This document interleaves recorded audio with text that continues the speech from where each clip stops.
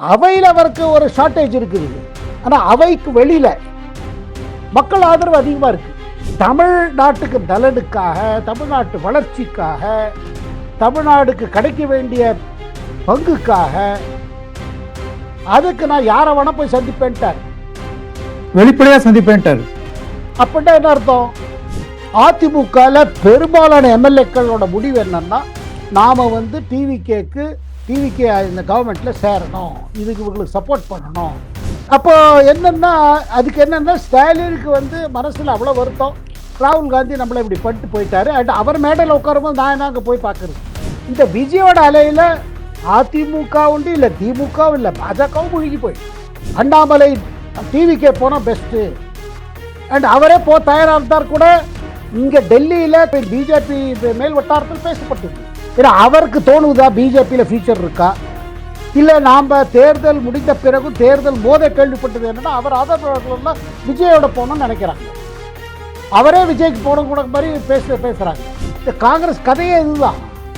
அதனால தான் விஜய் விட ஜாக்கிரதையாக இருக்கணும் காங்கிரஸ். அண்ட் ஆண்டவன் மேலே பக்தி உள்ள ஒரு விஜய், அவங்க குடும்பமும் ஆண்டவன் மேலே பக்தி. ஆண்டவன் மேலே பக்தி வந்துருச்சுன்னா ஒரு அரசியல்வாதிக்கு என்ன ஒரு நான் சொல்லட்டுமா, ஒரு நேர்மை இதெல்லாம் வந்துருங்க ஆட்டோமேட்டிக்காக. ஒரு பயம்.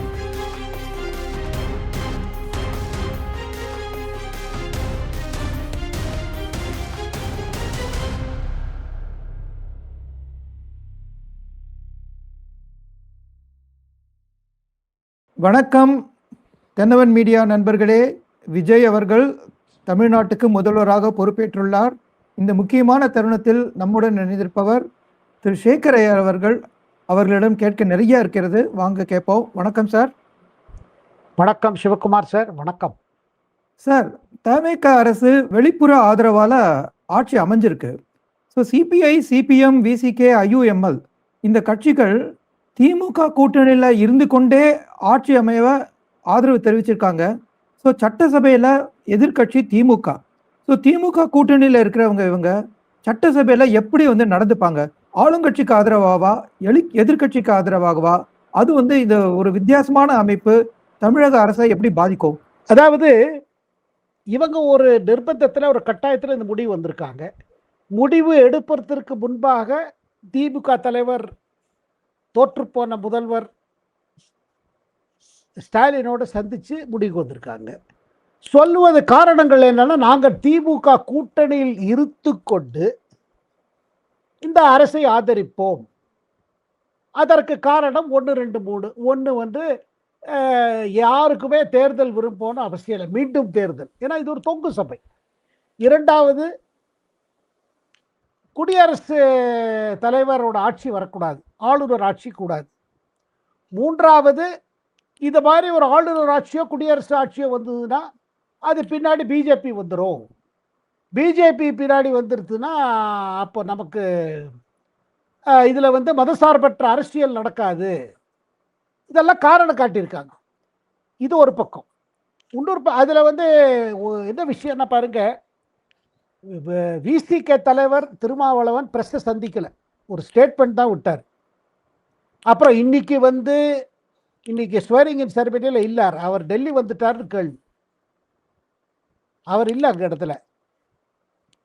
ஸ்டாலின் பார்த்தீங்கன்னா நேற்றுக்கு அவர் ஒரு அறிக்கை விடுறாரு. அந்த அறிக்கையில் என்ன சொல்றாரு? காங்கிரஸ் எங்களை பிட்ரே பண்ணிட்டு போயிட்டாங்க. ஆனா இந்த கட்சிகள், எங்க கூட்டணியில் இருந்த கட்சிகள் எங்களுடன் பேசிட்ட பிறகு அவர்கள் சொன்ன காரணங்களுக்காக அவர்கள் போயிருக்கிறார்கள். அதை பற்றி எங்களுக்கு ஒன்றும் ப்ராப்ளம் இல்லை. ஆனால் அதே நேரத்தில் நாங்கள் எதிர்பார்ப்பது என்ன, எங்களோட அலையன்ஸ் சப்போர்ட்டில் இந்த ஆட்சி நடக்கிறதுனால எங்கள் கொள்கைகள், எங்கள் பாலிசிஸு இதெல்லாம் நீங்கள் பண்ணித்தரணும், இது தொடரும் என்று நாங்கள் இது பண்ணுறோம். ஆனால் இதெல்லாம் அதாவது சனி ஈவினிங் இந்த முடிவு பின்னாடி பார்த்தீங்கன்னா 2-3 நாளில் நடந்த டெவலப்மெண்ட்ஸ்னால் பல முயற்சிகள் நடந்து எப்படியாவது விஜயை தடுக்கணும். அந்த முயற்சிகளில் தான் அதிமுக திமுக கூட ஒன்றா சேரலாமான்னு பேச்சு. அதுக்கு பிறகு விசிகே தலைவர் திருமாவளவனே முதல்வராக்கி அது சப்போர்ட் பண்ணலாமான்னு பேச்சு. அந்த பேச்சு கூட என்னன்னா நின்று போச்சு. காரணம் என்ன, இபிஎஸ் தயாராக இல்லை. அதே நேரத்தில் முதல்ல அதிமுக திமுக சேரலான்னா திமுகக்குள்ளேயே ஒரு கேள்வி எழும்பிச்சு. ஏன்னா இந்த ப்ரொப்போசல் பின்னாடி இருந்தது முன்னாள் துணை அமைச்சர், துணை முதலமைச்சர் நம்ம உதயநிதி ஸ்டாலின். அவருக்கு டைரக்டாக ஒரு பர்சனல் இது இருக்குது, ரைவல்ரி வித் விஜய். அவர் சொல்லிட்டாரு, இல்லை இது வந்து இந்த ஆட்சியை நம்ம தடுக்கணும்னு. ஆனால் கட்சிக்குள்ள என்னென்னா அந்த மாதிரி ஒரு சூசைடு பண்ணக்கூடாது. நம்ம போய் விஜய் வெளியில் எதிர்த்து அவர் தடுத்தான்னா அடுத்த தேர்தல் எப்போ வந்தாலும் அதுக்கு தான் பார்த்தீங்கன்னா டிவிகே தரப்புலேயே என்ன ஒரு இது பரப்பப்பட்டு, அப்படி ஏதாவது அதிமுக திமுக நாங்கள் எல்லாம் சட்டசபையில் ரிசைன் பண்ணிவிட்டோம், உங்களுக்கு லெஜிட்டிமசி இல்லாமல் பண்ணிட்டு போனோம். ஸோ அப்படி அந்த மாதிரி ஒரு சுச்சுவேஷன் வந்த பிறகு பார்த்தீங்கன்னா இந்த மாதிரி ஒரு ஃபார்முலா தயார்படுத்தப்படும். அதாவது திமுக கிரீன் பச்சை கொடி காமித்த பிறகு அந்த அலையன்ஸில் இருக்கிறவர்கள் அங்கே போய் சப்போர்ட் பண்ணுவாங்க. அதாவது டிஎம்கேயோட அலைஸாக இருந்தவங்க, காங்கிரஸ் உள்பட இப்போ எல்லாரும் இப்போ டிவிகேயோட அலைஸ். அப்போ அதனால தான் உங்களோட கேள்வி வருது, இதோட ரிமோட் கண்ட்ரோல் ஸ்டாலின் கிட்ட இருக்குதா, இல்லை இந்த கட்சிகள் இப்போ தேர்தல் வர வேண்டாம் என்று தான் வந்திருக்காங்க. ஏன்னா பாருங்க, அதில் ஒரு ஐரணி சொல்லுவாங்களே, அதாவது ஒரு பிக்யூலியர் சுச்சுவேஷன்.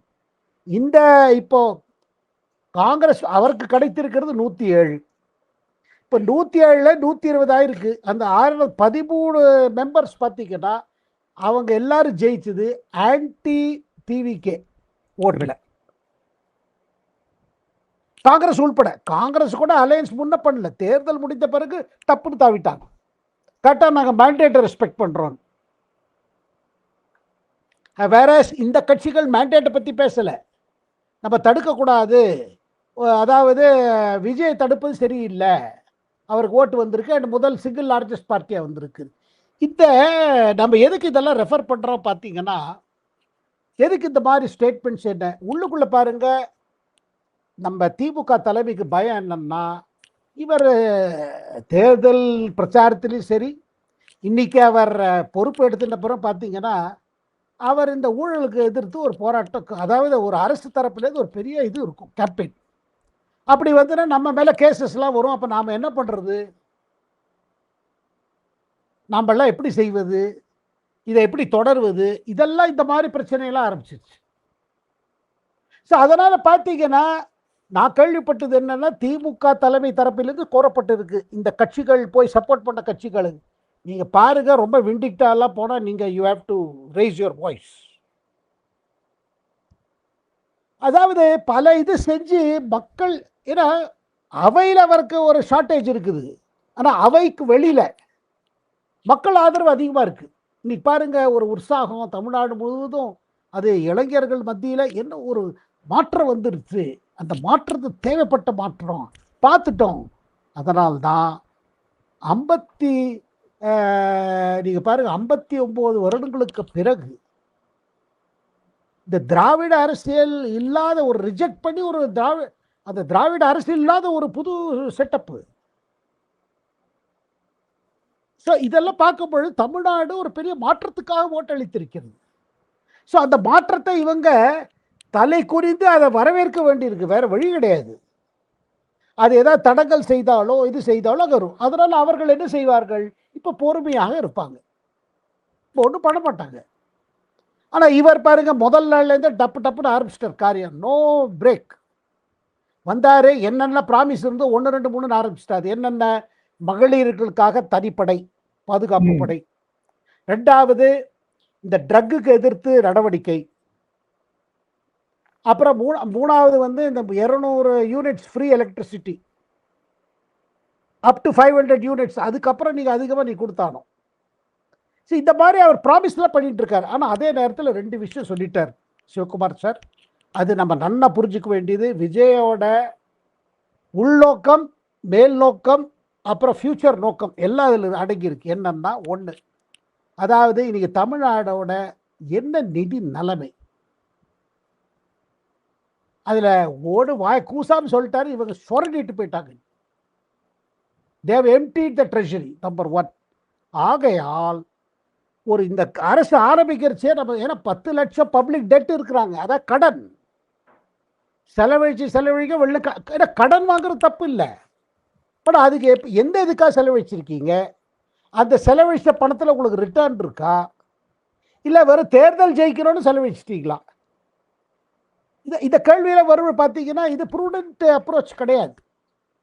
அப்புறம் இது வந்து பார்த்தீங்கன்னா திமுக ஆட்சி தான் இப்படி பண்ணிச்சுட்டு எல்லாருமே அதை பண்ண ஆரம்பிச்சிட்டாங்க. முதல்ல காங்கிரஸ் ஆரம்பிச்சாங்க, திமுக பண்ணாங்க, அங்கே மம்தா பண்ணாங்க. ஆனால் ஒன்றுங்க, மக்களை இதை பண்ணி நடத்தினாலும் நீங்கள் you can't save your self if you don't give good governance. அது தெரியுது. நல்லாட்சி தரலைன்னா மக்கள் டிடெக்ட் பண்ணிடுவாங்க.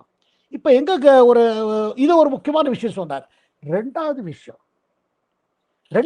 என்ன சொன்னார்னா, தமிழ்நாட்டுக்கு நலனுக்காக, தமிழ்நாட்டு வளர்ச்சிக்காக, தமிழ்நாடுக்கு கிடைக்க வேண்டிய பங்குக்காக அதுக்கு நான் யாரை வேணா போய் சந்திப்பேன்ட்டார்.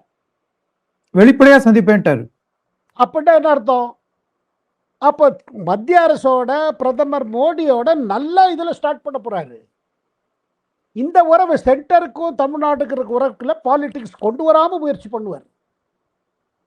ஏன்னா பாலிடிக்ஸ் பண்ணி தமிழ்நாட்டுக்கு என்ன ஆகுது? பல திட்டங்களை ஒழுங்காக இது பண்றது இதெல்லாம் பண்ண போறாரு. அதில் அவர் சொல்லிட்டார், இதில் நான் வந்து ஃப்ராங்காக இருப்பேன், இதில் ஒன்றும் இது கிடையாது. 4வது விஷயமும் இம்பார்ட்டன்ட் சிவகுமார் சார். 4வது என்னன்னா, ஏன்னா தொடர்ந்து வந்துட்டு இருக்கு, இவருக்கு அனுபவம் இருக்கா இல்லையா, பவர் சென்டர்ஸ் இருக்கு, இவங்கெல்லாம் ஆப்ரேட் பண்ணுவாங்க, விஜயால ஒன்றும் பண்ண முடியாது, பியூரோக்ரஸி கண்ட்ரோல் பண்ணும், இதெல்லாம் தானே உங்களுக்கு ஊழடங்கள்லாம் இதே ஆலையிட்டு இருக்கு, அவரால் சமாளிக்க முடியாது. அது கிளீனாக சொல்லிட்டார். என்ன, பவர் சென்டர் இங்கே தான் இருக்குது, I am answerable to people and people will ask me questions. There is no power centre, I am only one. இடது பக்கம் இல்லை, வலது பக்கம் இல்லை. அது கூடவே ஒன்றும் சொல்லிட்டாரு, இங்கே பாருங்க, கட்டாயமாக அரச பணத்தில் நான் கை வைக்க மாட்டேன், எனக்கு பணம் தேவையில்லை. So it has to be corruption free clean government. ஒன்று. இரண்டாவது, யாருக்காவது தோணிச்சுன்னா இங்கே வந்தால் கொஞ்சம் பணம் சம்பாதிக்கலாம், அதெல்லாம் மறந்துடுங்க. இப்போ உங்கள் எண்ணத்தை மாற்றி விடுங்கன்னார். நீங்கள் வெளியேறுங்கள் சொல்லல, உங்க எண்ணத்தை மாற்றிக்கோங்கன்ட்டார். That means he will have zero tolerance for corruption. Zero tolerance for corruption. ஆனால் ஒன்று பாருங்க சிவகுமார் சார், இன்னைக்கு அவர் பேசும்போது அந்த நேரு இண்டோர் ஸ்டேடியமில் பொறுப்பு எடுத்த பிறகு அவர் பேசுறதுலேருந்து என்ன தெரியுதுன்னா, அவர் சின்சியர் அட்டெம்ட் பண்ணுறார். ஒரு நம்பர் ஷார்ட் ஆன காரணம், அந்த 13 இல்லை 12 ஷார்ட் ஆன காரணம் வந்து மக்கள் அந்த மாதிரி ஒரு தீர்ப்பு வந்து இருக்கு. ஆனால் எல்லா கட்சிகளும் நினைக்கிறாங்க மக்கள் அவர் தான் முதல்வர் ஆனான்னு ஆசைப்பட்டாங்க. சீட்டு கம்மியாக இருக்கலாம், பட் த மேண்டேட்டோட மெசேஜ் அதுதான். ஸோ ஆகையால் எனக்கு என்ன தோணுதுன்னா, அடுத்த 6 மாதமோ அடுத்த 1 வருடமோ இந்த சோகால்டு டிஎம்கே அலையன்ஸ் சப்போர்ட் இருக்கு பாருங்க, அலைஸ், அது இப்போதைக்கு டிஸ்டர்ப் ஆகுது. அதே நேரத்தில் ஃபாஸ்ட்டாக ஒரு டெவலப்மெண்ட் ஆகிட்டு இருக்கு. அதிமுகவில் பெரும்பாலான எம்எல்ஏக்களோட முடிவு என்னன்னா, நாம் வந்து டிவிகே இந்த கவர்மெண்ட்டில் சேரணும், இதுக்கு இவங்களுக்கு சப்போர்ட் பண்ணணும். இப்போ நான் கேள்விப்படுறது என்னன்னா, இப்போ நம்ம பேசும்போது 28 எம்எல்ஏஸ் ரெடி ஆயிட்டாங்க. இதில் முன்னாள் முதல்வர் அண்ட் தலைவர் இபிஎஸ் அதை எதிர்க்கிறார். ஆனால் மற்ற தலைவர்கள் இப்போ வந்து சண்முகம் தலைமையில் அண்ட் வேலுமணி அவங்கெல்லாம் என்ன சொல்கிறாங்க, இது ஃபியூச்சர் கிடையாது, now we have to be. இப்போ அடுத்த தேர்தல் இப்போ வராது, நம்ம வி ஆர் 47 மெம்பர் குரூப், 47 பேர் இருக்கும், வரணும், இதுக்கு நம்ம போய் இதுக்கு we have to get party. அவங்க வந்துட்டாங்க வச்சுக்க டிஸ்டர்ப் ஆகிடும். ஆனால் இன்னும் சில விஷயங்கள் இருக்கு சிவகுமார் சார். இன்னைக்கு மேடையில் ராகுல் காந்தி உட்கார்ந்தார். ஒரு பக்கம் சொல்றாரு, நான் சென்டரோட டீல் பண்ணுவேன், ஒரு இது இல்லாமல் டீல் பண்ணுவேன், without fear R favour, without prejudice நான் டீல் பண்ணுறேன்னு சொல்கிறார். இன்னொரு பக்கம் ராகுல் காந்தி பக்கத்தில் ஒத்தி வச்சிருக்கார், அதுலேயும் ஒரு அரசியல் மெசேஜ். அது இரிட்டேஷன் யாருக்கு? டிஎம்கே. நம்ம டிஎம்கே தலைவர் ஸ்டாலினுக்கு. ராகுல் காந்தி எனக்கு பொதுவாகவே இந்த மாதிரி பதவி பிரமாண நிகழ்ச்சிகளை பார்த்தீங்கன்னா எதிர்கட்சி தலைவரும் வருவாங்க, தேர்தலுக்கு பிறகு தோத்து போனால் கூட வருவாங்க, அது கட்டசி. ஆனால் இன்னைக்கு இவர் போல, உங்களுக்கு ஸ்டாலினும் போல, உதயநிதியும் போல, இபிஎஸும் போல. அப்போ என்னன்னா, அதுக்கு என்னன்னா, ஸ்டாலினுக்கு வந்து மனசில் அவ்வளோ வருத்தம், ராகுல் காந்தி நம்மளை இப்படி பண்ணிட்டு போயிட்டாரு, அண்ட் அவர் மேடையில் உட்காரும்போது நான் என்ன அங்கே போய் பார்க்கறது. ஸோ ராகுல் காந்தி அங்கே உட்காத்தி வச்ச முடிவு விஜயோட முடிவு. அப்போ என்ன காமிக்கிறாரு, இந்த அலையன்ஸ் இருக்க போகுது, அண்ட் அவங்க போட்ட ஒப்பந்தத்தில் லோக்சபா தேர்தல் வரை தொடரும், அதுக்கு மேலேயும் தொடர போகிறது. அப்போ வரப்போகிற பாராளுமன்ற தேர்தலில் கூட அது பாதிக்கும். 39 தொகுதிகள் தமிழ்நாட்டில் இருக்குது. இது வந்து டிஎம்கேக்கு அப்படியே சொலையா போச்சு.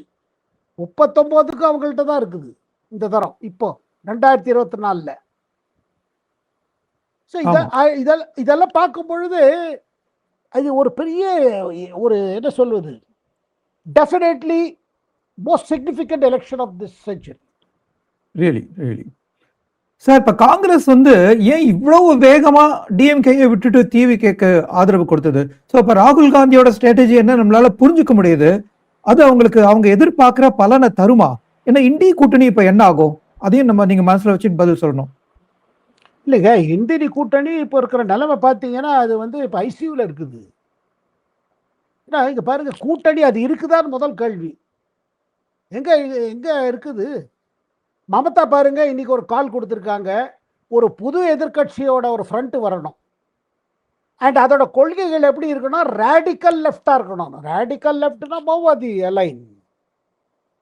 அவங்க அவ்வளோ டிஃபீட்டடாக இருக்காங்க, தன்னை இன்னும் முதல்வர் நினச்சிக்கிறாங்க. ட்விட்டர் அக்கௌண்ட்டில் கூட சீஃப் மினிஸ்டர் இதை அடிக்கலை இன்னும். ஏன்னா தேர்தலோட இதை ஒத்துக்கலை, மேற்கு காலத்தில் நடந்தது.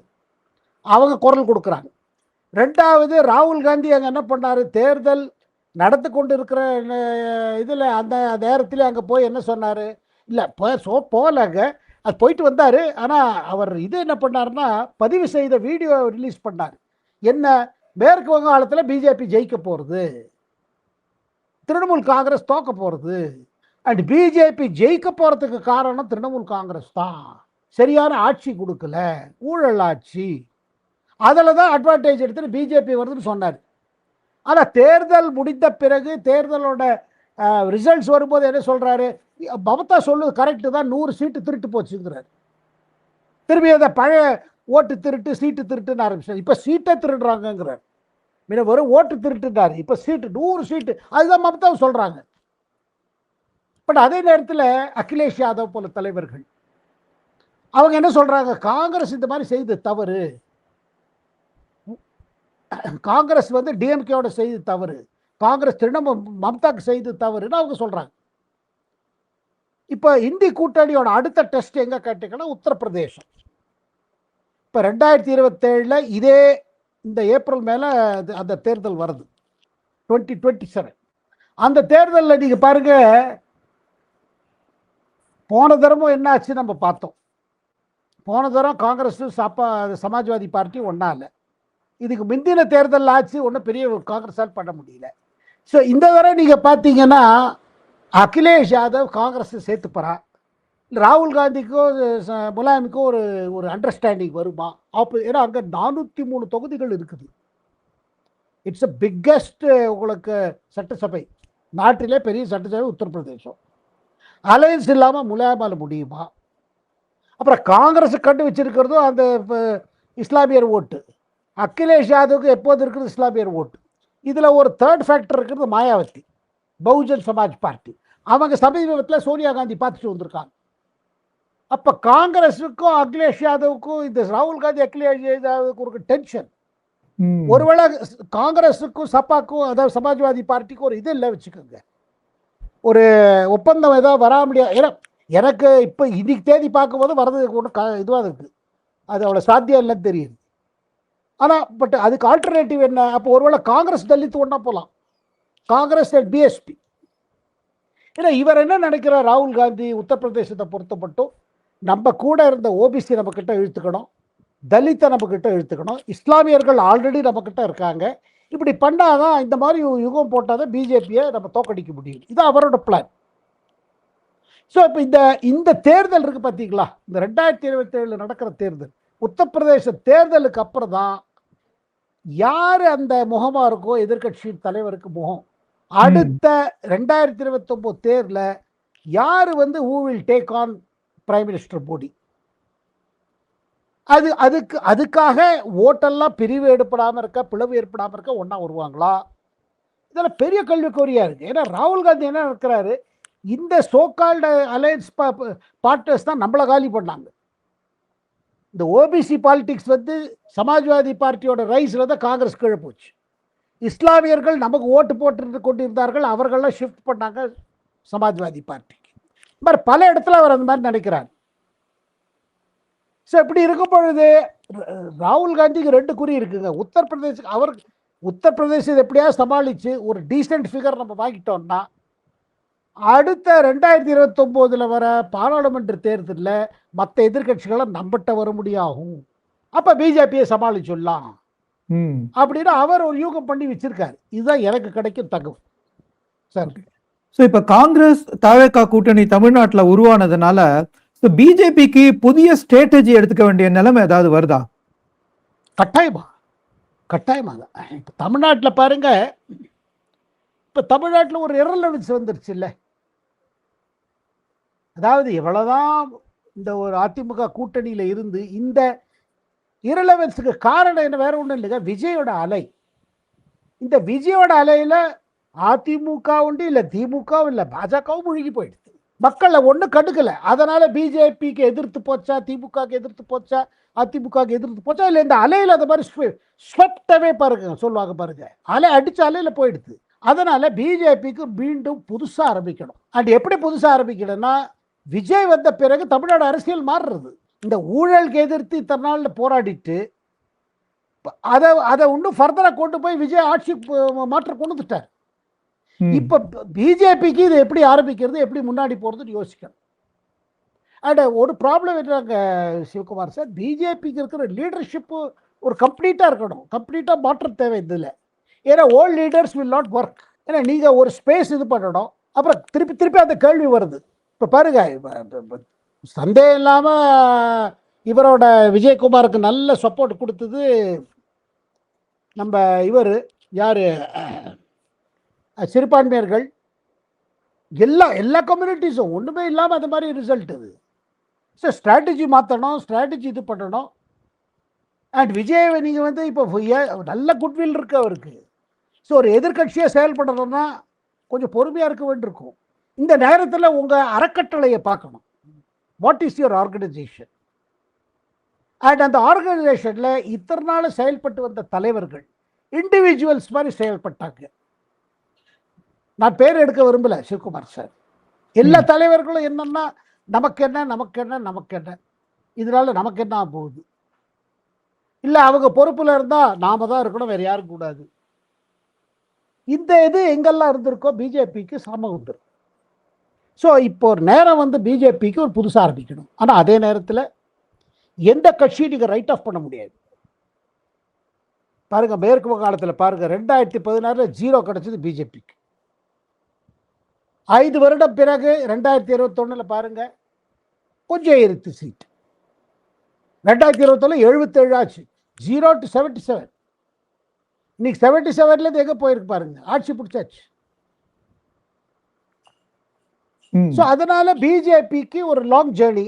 அதாவது தென்னிந்தியா இதில் பிஜேபிக்கு இருக்கிற இன்னொரு ஸ்ட்ராட்டஜி என்ன அவங்க மனசில் வைப்பாங்கன்னா, இப்போ காங்கிரஸ் கேரளாவில் ஆட்சிக்கு வந்துருச்சு.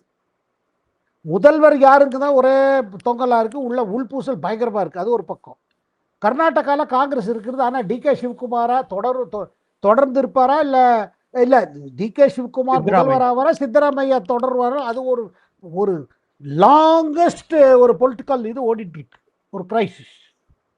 அது ஒரு பக்கம். தெலங்கானாவில் ரேவந்த் ரெட்டி இருக்கார், நல்லா செயல்படுறாரு. Is one of the most effective chief minister, Congress chief minister. இந்த பக்கம் வாங்க, ஆந்திராவில் வந்து சந்திரபாபு நாயுடு இருக்கார், அவர் என்டிஏவோட இருக்கார். ஸோ ராகுல் காந்தி நினைக்கிறது என்னன்னா, தென்னிந்தியா பொறுத்து மட்டும் ஒரு 120 லோக்சபா பாராளுமன்ற தொகுதிகள் இருக்குது, சீட்ஸ். இவர் என்ன நினைக்கிறாரு, எப்படியாவது அதில் நம்ம நல்ல ஸ்ட்ரைக் ரேட் வரணும். அந்த ஸ்ட்ரைக் ரேட் அவர் அதிகமாக எதிர்பார்ப்பது தமிழ்நாட்டில். ஸோ இவங்க ஒப்பந்தத்தில் என்ன சொல்றாங்க, காங்கிரஸுக்கு பாராளுமன்ற தேர்தலில் பங்கு இருக்கும், ராஜ்யசபா தேர்தல் மேலவையிலேயும் பங்கு இருக்கும், எல்லா தேர்தல் அதாவது உள்ளாட்சி தேர்தல் எல்லாத்துலேயும் பங்கு இருக்கும், பதவி இருக்கும் காங்கிரஸ் தலைவர்களுக்கு, ஆட்சியில் பங்கு இருக்கும். ஸோ இதெல்லாம் போடும்பொழுது என்னன்னா, அவர் சவுத்தில் ரொம்ப நம்புறாரு. காரணம், நார்த் இந்தியாவில் அதாவது வட இந்தியாவில் பார்த்தீங்கன்னா காங்கிரஸ், அது ராகுல் காந்திக்கு ஒன்றும் அக்செப்டன்ஸ் கிடையாது. அவர் என்னதான் யுகம் பண்ணாலும் சரி, இவர் மேலே இவர் செயல்பாடு, இவர் செயல்முறை, அப்புறம் இவரோட தலைமை, இவர் பாராளுமன்றத்தில் எடுக்கிற நடவடிக்கைகள் இதெல்லாம் பப்ளிக்கில் ஓட மாட்டேங்குது. ஏன்னா அந்த பக்கம் இருக்குது பிரதமர் மோடி. இப்போ மேற்கு வங்காளத்தில் எவ்வளோ பெரிய விஷயம் சாதிச்சுட்டாங்க. அண்ட் மேற்கு வங்காளத்தில் 42 பாராளுமன்ற தொகுதிகள் இருக்குது. அண்ட் இப்போ இருக்கிற வருட்டிங் பார்த்தீங்கன்னா இப்போ 26. இன்னும் 3 வருடத்தில் இது குறையாது. ஏன்னா நல்லாவே ஆட்சி கொடுப்பாங்க. ஏன்னா அதுக்கு முன்னே இருந்தது ஆட்சியே இல்லை. ஒன்றுமே நடக்காத இடத்துல ஒரு செங்கல் வச்சா கூட டெவலப்மெண்ட்டுங்க. ஸோ இந்த மாதிரி இருக்குது மேற்கு வங்காளம். ஸோ மேற்கு இப்போ எது சவுத்தில் லாஸ் ஆகிறதோ பிஜேபிக்கு அது ஈஸ்டில் வருது. இப்போ அஸ்ஸாமில் திருப்பி 3ஆம் முறை, ஹிமந்த பிஸ்வா சர்மாவுக்கு 2ஆம் முறை, பாரதிய ஜனதா கட்சிக்கு அஸ்ஸாமில் 3ஆம் முறை.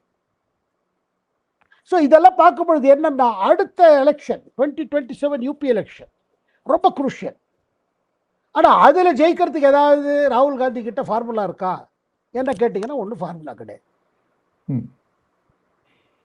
ஓகே. ஸோ இப்போ அண்ணாமலை குறித்து பிஜேபியில் பல கேள்விகள் வருது. ஸோ அவர் அவருடைய சைட் லைனிங் இன்னும் தொடர போறதா? அவர் தமிழக பிஜேபியின் எதிர்காலமா மாறுவாரா? இல்லைங்க, அண்ணாமலை பொறுத்த மட்டும் அவர் முடிவு எடுக்கணுங்க. இந்த முடிவு அவர் தான் எடுக்கணும். அதுக்கு காரணம் என்னன்னா அவர் எப்படி ஃபீல் பண்ற தமிழ்நாடு சிச்சுவேஷனை பற்றி. ஏன்னா அவருக்கு தோணுதா பிஜேபியில் ஃபியூச்சர் இருக்கா, இல்லை நாம் தேர்தல் முடிந்த பிறகும் தேர்தல் மோத கேள்விப்பட்டது என்னன்னா அவர் ஆதரவாளர்கள்லாம் விஜயோட போகணும்னு நினைக்கிறாங்க. அவரே விஜய்க்கு போகணும் கூட மாதிரி பேசுகிறாங்க. அது உண்மையா இல்லையா நமக்கு தெரியாது. பட் ஸ்ட்ராங் டாக் இருந்ததுன்னா ஒரு 7-8 மாவட்ட பிஜேபி செயலாளர்கள் கூட அண்ணாமலை டிவிக்கே போனால் பெஸ்ட்டு அண்ட் அவரே தயாராக இருந்தார் கூட. இங்கே டெல்லியில் காங்கிரஸ் பிஜேபி மேல் வட்டாரத்தில் பேசப்பட்டது. ஏன்னா அவருக்கு தோணுது இனிமேல் இதுக்கப்புறம் என்ன பண்ணுதுன்னு.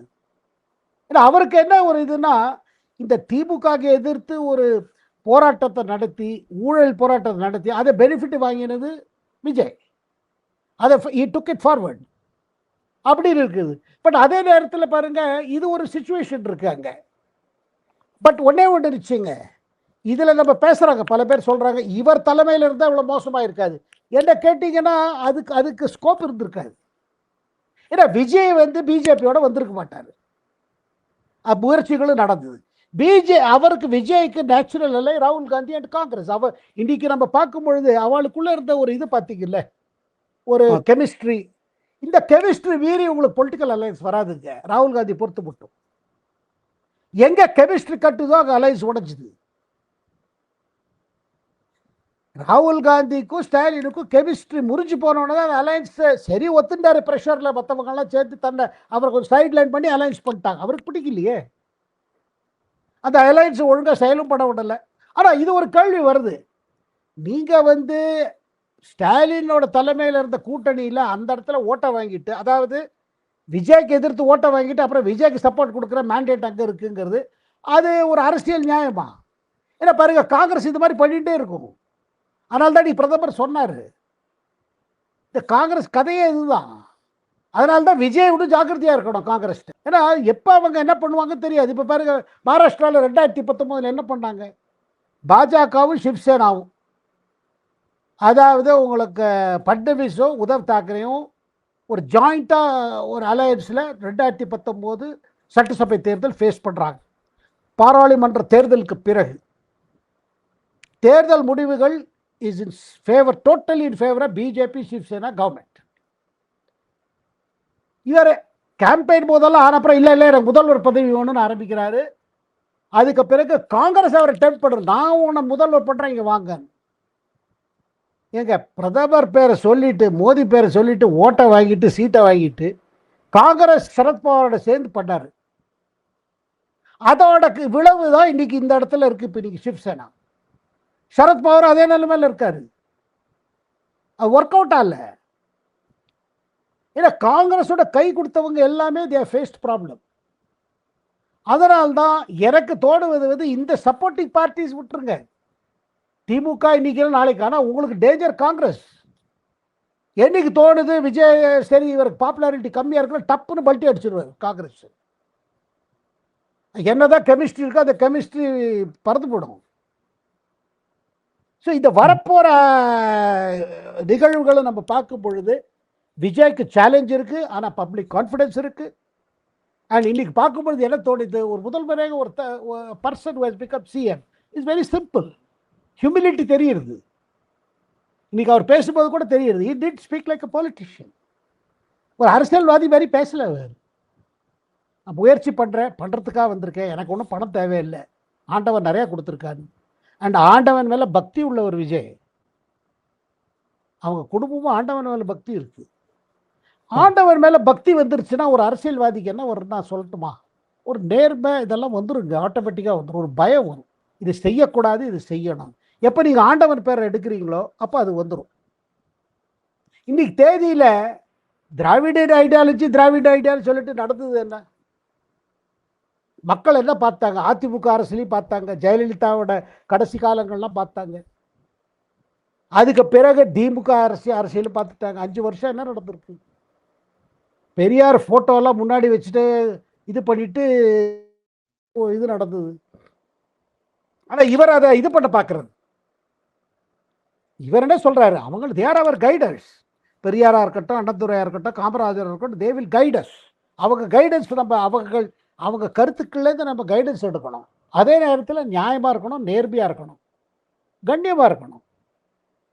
அந்த இதை ஒரு புது பாலிட்டிக்ஸ் சார். இது இந்த மாதிரி இல்லை. இதுவரையில் என்ன பார்த்தோம், ஒரு தலைவர்களுக்கு ஒரு பெரிய பெரிய குரூப்பு, ஒரு எம்எல்ஏஸ், அவங்களுக்கு கையில் எக்கச்சக்கமாக தே ஹேவ் ஃபண்ட்ஸ்.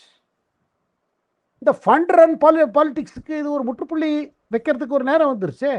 அதனால தானே மக்கள் அவருக்கு விஜய் ட்ரஸ்ட் பண்ணுறாங்க.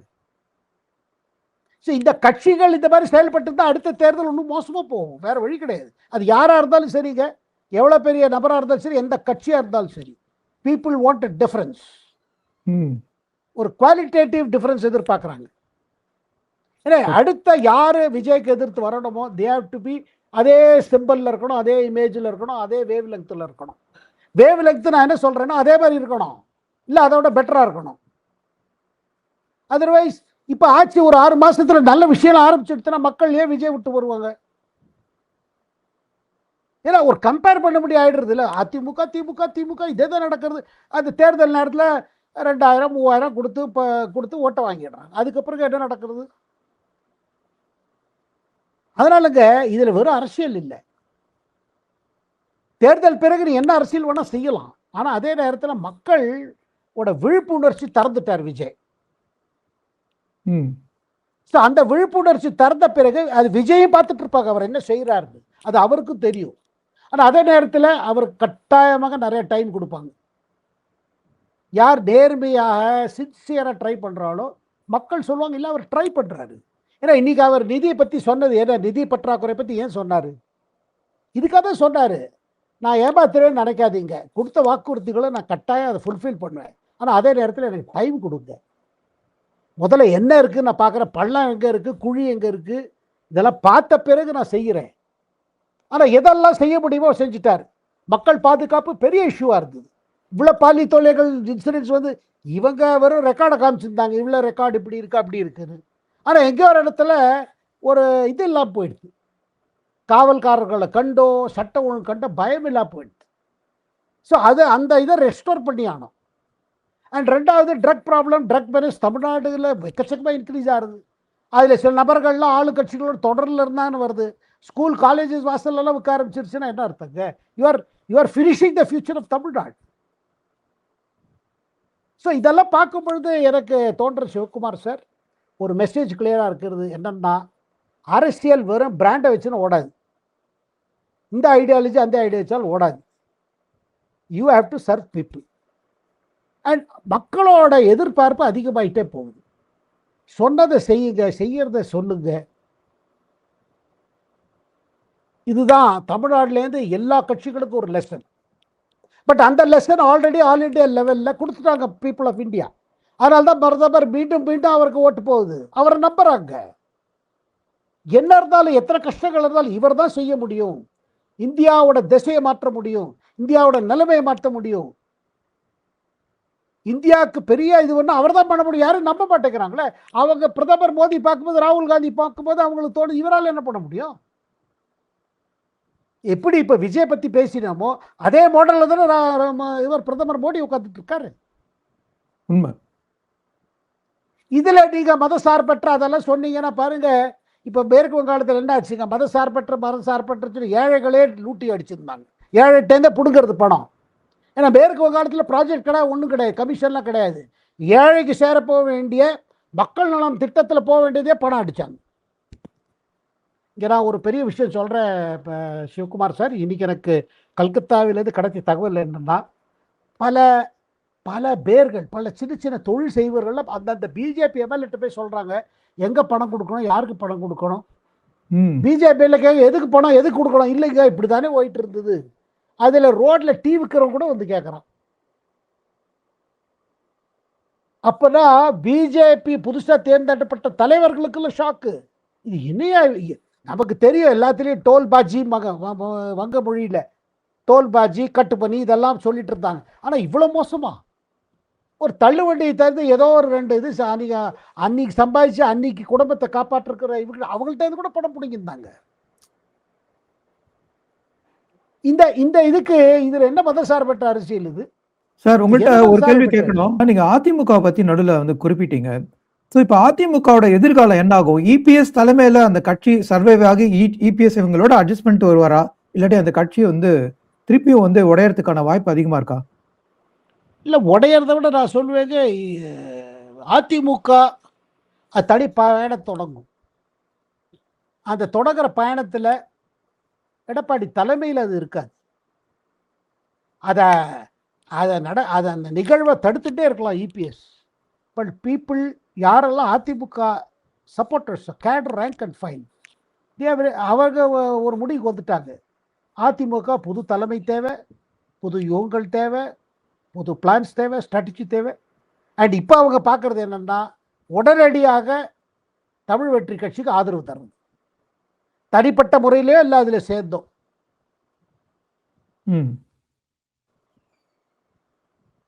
ஓகே நேயர்களே, உங்க கருத்தை நீங்க வந்து கமெண்ட் செக்ஷன்ல பதிவிடுங்க.